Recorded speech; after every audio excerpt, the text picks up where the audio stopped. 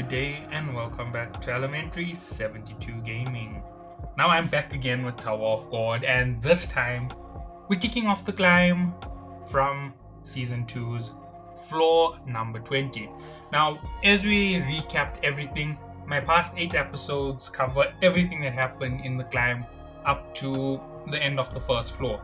It is a very abbreviated way of doing things, and it's a very rushed method of doing it. It's nothing near what the story actually would deserve. In a full recap, I'd have to do it chapter by chapter and go from chapter 1 all the way to chapter 500, which would take me about 2 years to do. And that's just being honest about how much of information there is to go over. But nonetheless, let's continue on with chapter 2. Now, in chapter 2, we are actually introduced to a very, very important character right in the start. Wagnan Jha. Wagnan Jha is the person who basically kicks off Season 2 for us. We get a little bit of an intro to this guy on the 20th floor, where we understand that if you pass the test on this level, you actually level up on your climb. You go from just being a regular in the tower to being an E-class regular. So you become a ranked regular. So you one above the regulars below you. And previously I have spoken about the power level of a regular versus most rankers, and as I said, it would take 1 million regular people to fight a ranker, and it would take hundreds of thousands of regulars to fight a ranker, and an E-rank regular, it will take dozens of regulars to fight an E-rank regular. And obviously by that definition, it's obviously bringing that figure down quickly. From hundreds of thousands, you're now in the tens of thousands of region to just take on one ranker with regulars. That's how difficult the fights become when you make that distinction. But don't be mistaken, they really don't stand a chance to win against a regular still, even when they're in E-class, because some of them aren't really all that powerful. They just have enough skill or enough charisma to get through what they're going through in the tower. Okay, so Wagnan Jha is on the 20th floor, and the biggest problem for him is he keeps failing this exam. Now, there's a lot of things to know about Wagnan. First of all, he has a ring which has the symbol of Jahad on it, Jahad being the king of the tower. He is a member from something called the Red Light District. So he is a prince of the Red Light District. Now, I don't know whether this has enough reference to real life culture in Japan, where it would be that type of a Red Light District. But all that I do know is that Wagnan is a prince of the Red Light District. Now, obviously, I know how people will joke about it, but that's all that we know about him. And besides this here, he is stuck on the 20th floor and he's trying to get through the test. Now, when he takes the test in the test before we meet up with him, he ends up getting burnt by his teammate. Now, the teammate in this exam is one of the biggest tsunderes of the entire story, should I say, because she is Yuan Iwa, or Iwa Yuan, whichever way you want to say it. She is a member of one of the 10 great families, and she is a flamethrower. Now, flamethrower because her power deals with dealing with fire. And what she did was, during the exam, she didn't just attack the other regulars, she attacked her team as well. So she ended up hurting everybody, including those who are on her team. They took this test as singular individual regulars, and then they team up in the exam, because that's the way that the flow works. So she ended up failing with Wagnan, and because of her, the leading team, her team, actually failed. So she's responsible for all of them failing the test. Now, on the 20th floor, there's a predatory system that has taken root because of how hard it is to get through this exam, and the fact that people don't want to give up the climb. And this predatory system is the loan shark system of the tower. So in this area, you get loan sharks who will approach regulars who are failing the exam and offer them money in turn for them to pay it off with ridiculous interest rates. Standard loan shark policy. And Wagnan has done this here to try and pass that test, and he's done it multiple times. Now, at this point, we end up meeting up with another one of these sharks. His name is Lurker, and we also meet the noodle shop individual. I'm forgetting her name. Nia. Nia. And he shows up over there and he delivers the noodles, and the loan shark actually ends up paying for it. Now, this plays an important role. That's how come I'm mentioning it. I don't have to go so in detail. But this here is a catalyst for what's going to happen during the test, which is about to come. So they agree that he's going to take one more test, and if he fails this test, they're literally going to harvest all his organs, and he's going to be dead. That's the basics of it. He's in such big trouble that if he fails his next exam, he's a dead man, and there's no way for him to get out of that death if he fails. So he decides to take this next exam. Now, as he enters in for this exam, the exam has a room where you just have to survive for a set amount of time in order to progress to the next procedural test. And the next procedural test over here is something that they don't know what's going to happen. So when Wagner enters this room, he finds Jovial Grace. Now, Jovial Grace is actually Balm from season 1.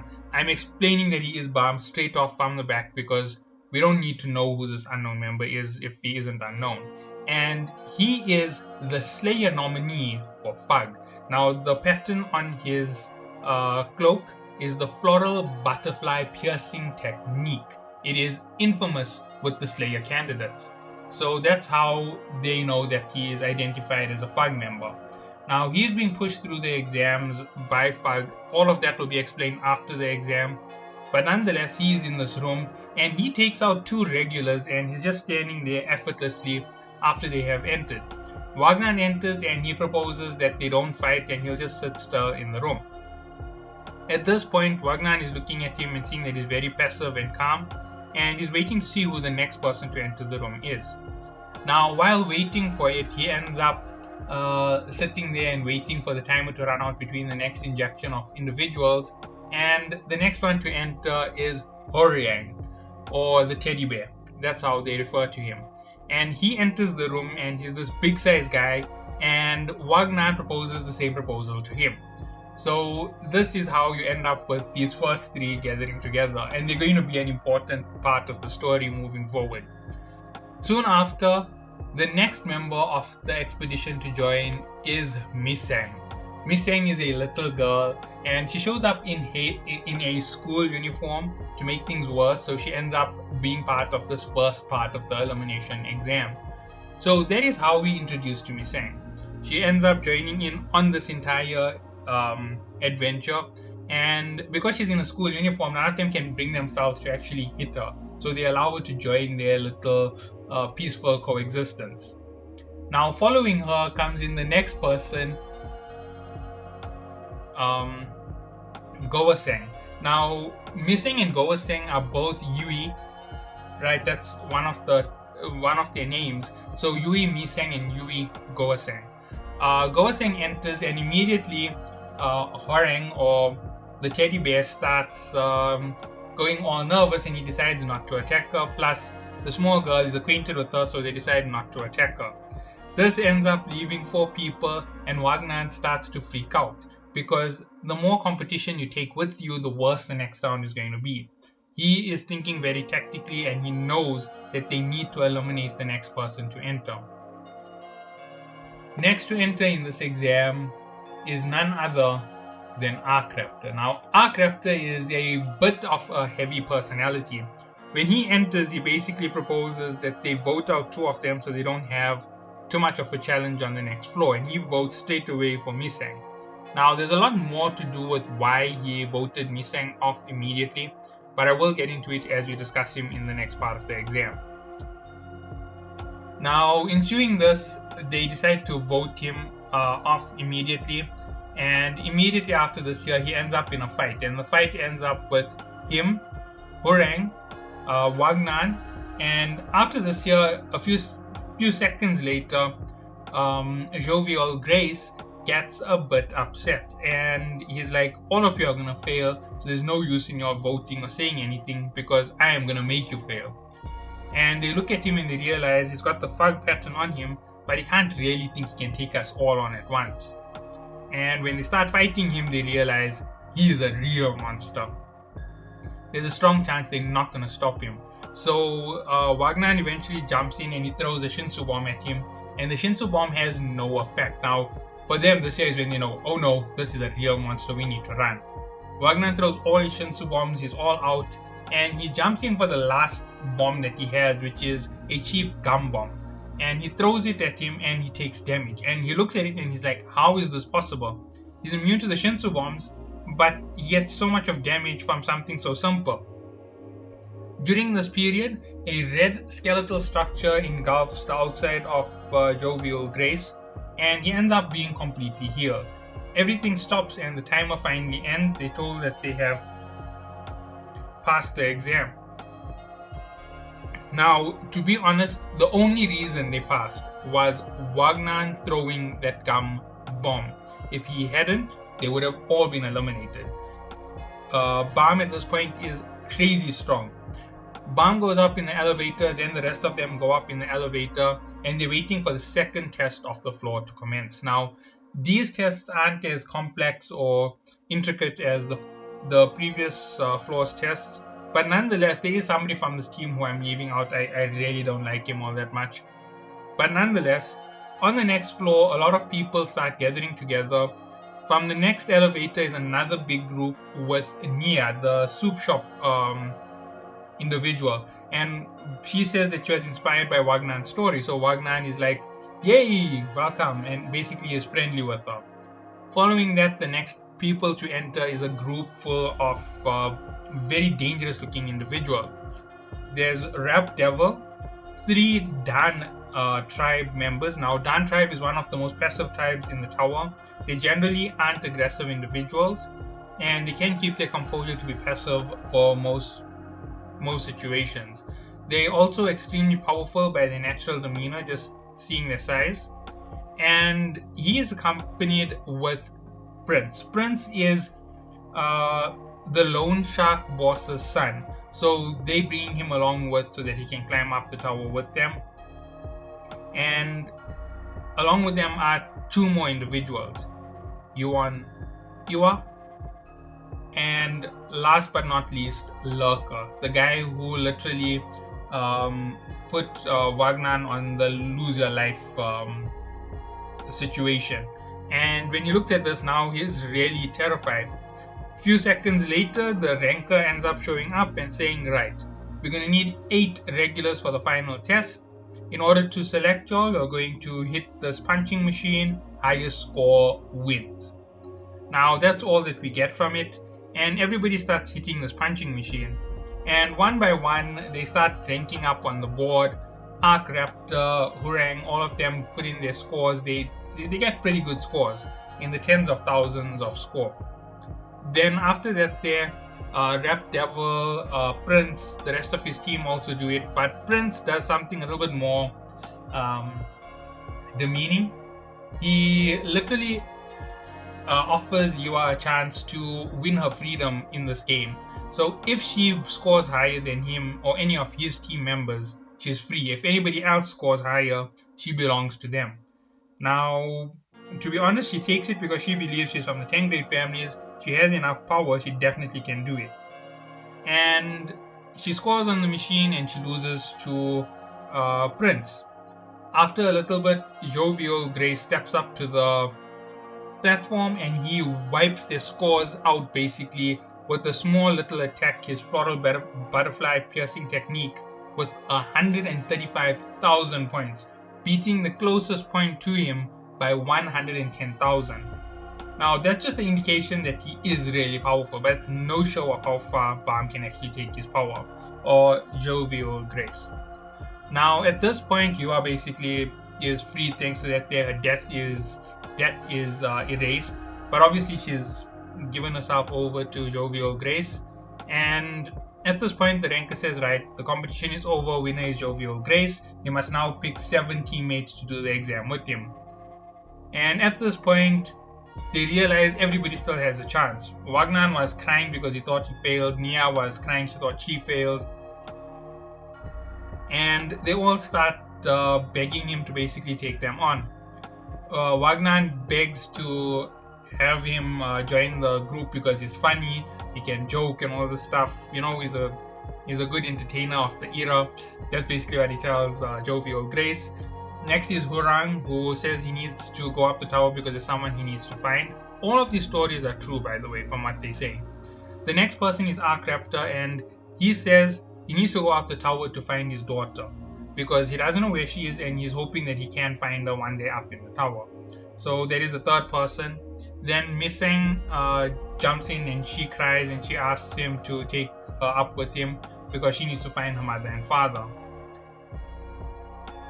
Next, Yiwa goes up and she says he should take her with, and at this point, Wagner blurts out that she burned all of her teammates. All she's good for is torching everything and everyone around her.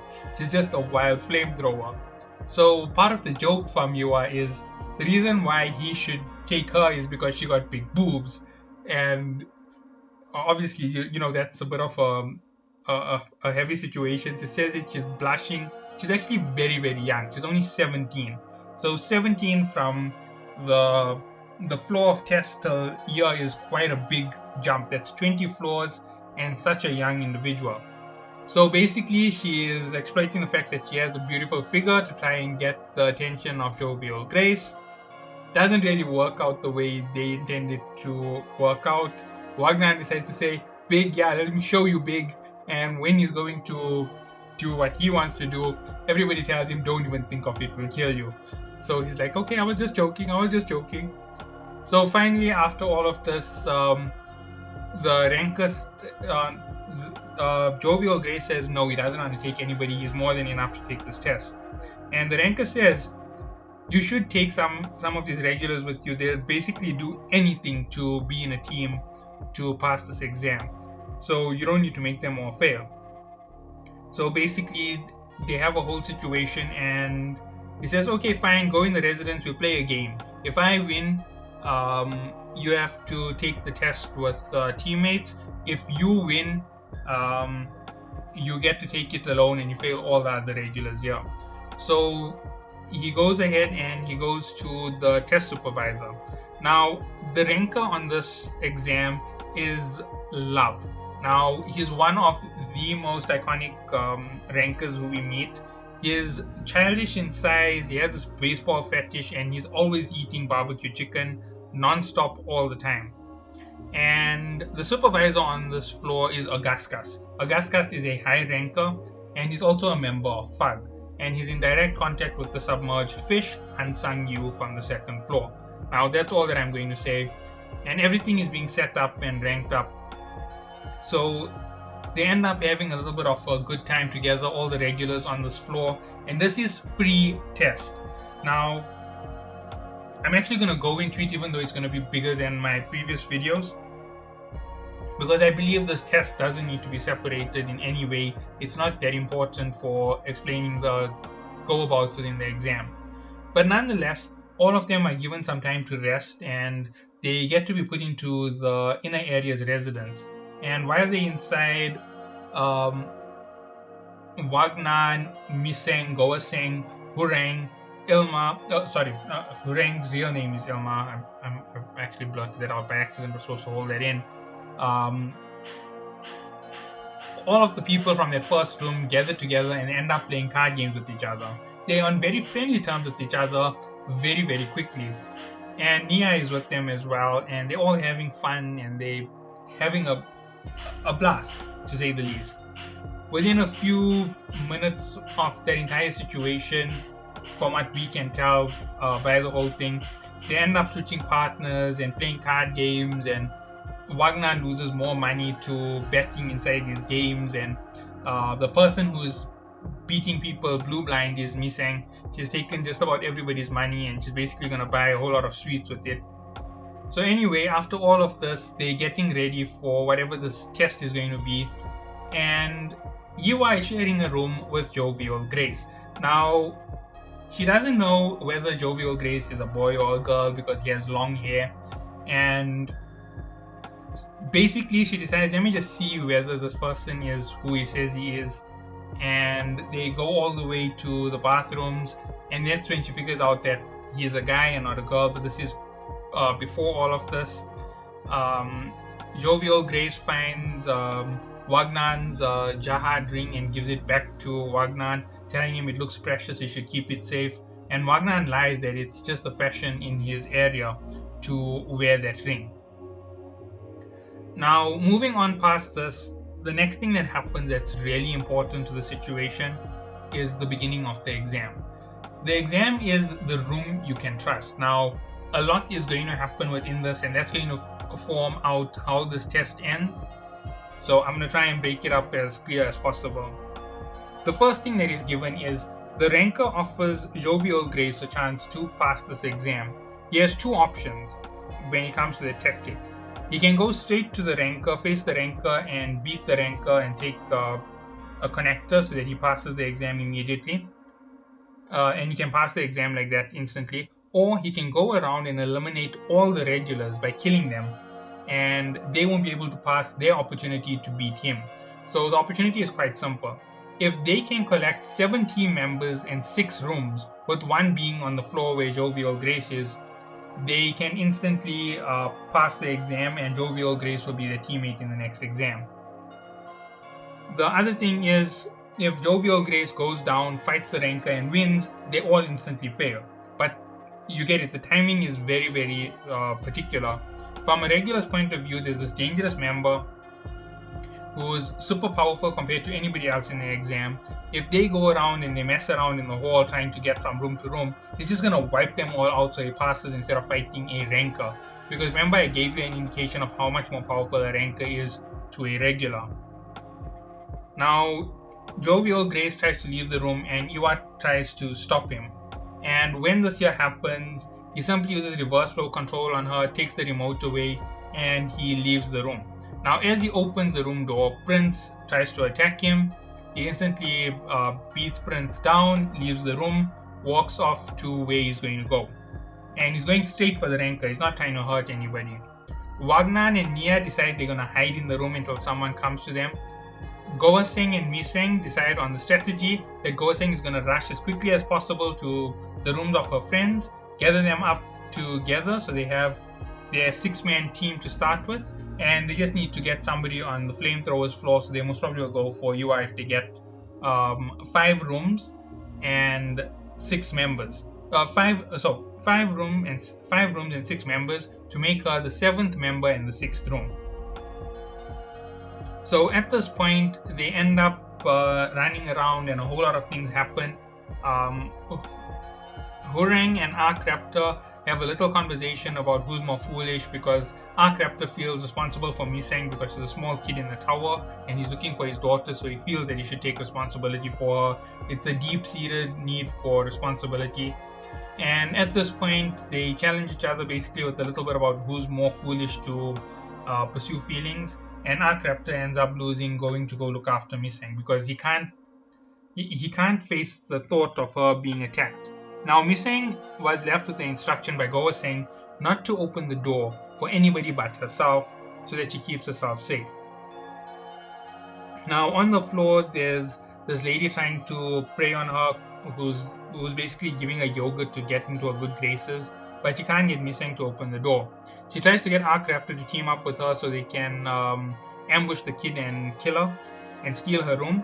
And Arc Raptor instead ambushes this lady and wraps her up, telling her not to scream because she's going to scare the kid. Arc Raptor ends up keeping company with Miseng, and Goaseng ends up going to Wagnan's room.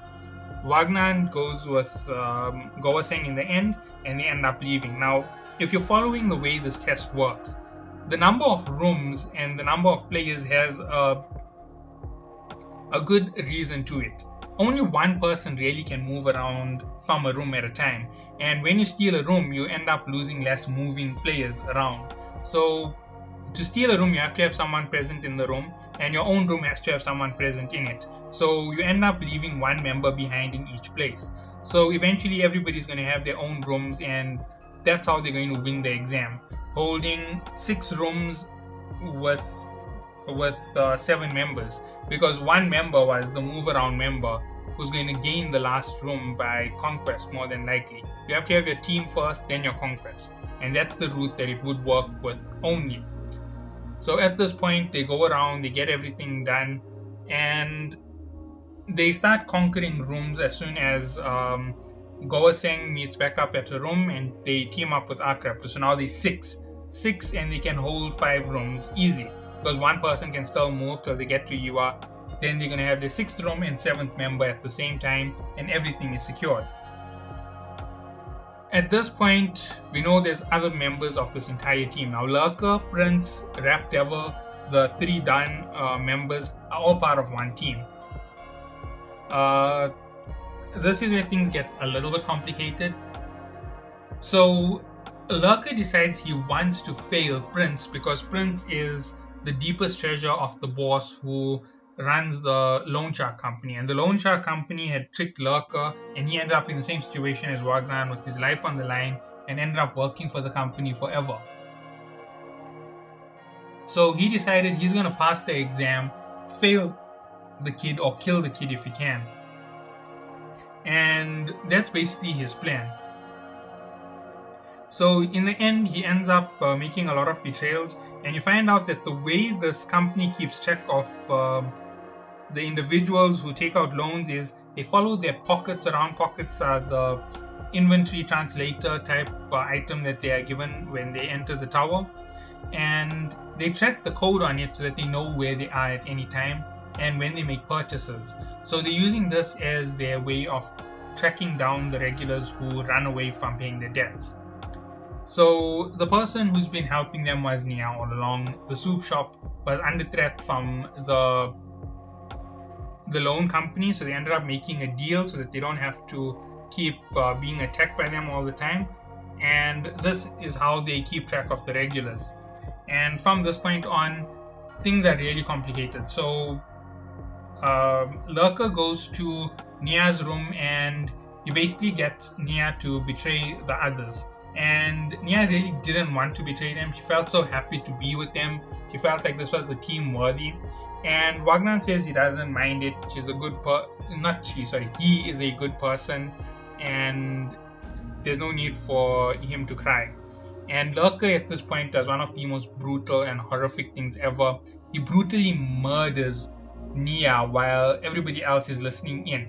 And Wagner loses his cool at this point, and he decides, forget the room, forget this exam. I'm going to go and get a greater evil to solve the situation. And we can't let these guys pass. We can't let such evil go to the next floor. Hureng goes to save Prince. Wagner goes to get Jovial Grace. Now let's get back to the Renka and Jovial Grace. The Renka, as I said, is supposed to be so much stronger than a regular, but Jovial Grace is capable of equaling that bound. His reverse flow control is on standard with the Renka. He can stop a Renka. He can mimic Renka's moves in an instant, which makes him even more dangerous than any regular. If you counting this, he is maybe about half of the power and skill of a regular. Of a Renka. That is how powerful he is. He's almost at the level of a Renka already. And he's not even halfway through his climb. He's not a C or B class regular. That makes him really, really powerful. So at this point, with everything that he has in terms of strength, he's unbelievably dangerous. There's no way any other regular is going to put up a fight with this guy. He's going to pass every exam basically till he reaches that level without a problem. So the Renka fights and struggles against him, and the Renka even looks like he might lose against Jovial Grace, till Wagner enters and steals the connector from the Renka, and he decides that he's going to use Jovial Grace and give him a chance to get his connector instantly, finishing off this game and letting him pass to fail everybody else, just so they can get rid of the bad guys. Now Jovial Grace runs up, he helps them corner Lurker. Now that is where Wagner fights Lurker, and he's about to kill him when he decides to forgive him instead, because the bad things that happen aren't really one's fault the way that it's explained to us. It's something as a matter of coincidence. And at this point, he ends up stopping. He doesn't kill him. He shows him mercy. And we get to see what happens with Prince. So Prince is with Hwoarang, and Hwoarang saves Prince because he is the real devil. Now, in the tower, there's this person with the famous name, the Devil's Right Arm, and he is a real powerful individual. He isn't the Devil's Right Arm they're looking for, but he is the real the real Devil's Right Arm. It's a long story. It's complicated. I'll get into it just now when we get to the next part. So anyway, at this point, they get Prince onto their team. They've got that one member they lost back to their total. They go back, they lock and secure down all the rooms that they needed. And as this year is going on, Jovial Grace takes the connector, puts it in his remote, and when he presses it, it wasn't the remote for his room. It was the remote connector for Wagner. And this makes Jovial Grace a part of this 7-man team.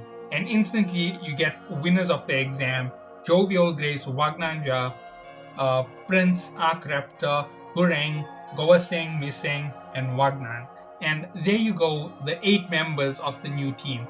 The team has a little celebration, and to celebrate their pass, in memory of Nia basically, Wagner orders sweet and sour pork. So the name of the team eventually becomes Team Sweet and Sour. And this is how that first exam ends and how this iconic group gets together. I'll explain a lot more to you in the next episode. So catch you all then and have a good day.